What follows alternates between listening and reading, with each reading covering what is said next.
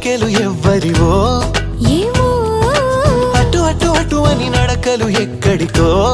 ఏమో సడేలేని అలజడేదో ఎలా మదికి వినిపించిందో స్వరం లేని ఏ రాగంతో చిలిమికెలా స్వాగతమందో ఇలాంటివే తెలియక ముందే మనం మరే కథానిక మొదలైందో మనే కథానిక మొదలైందో ఇటు ఇటు ఇటు అని చిటికెలు ఎవ్వరివో ఏమో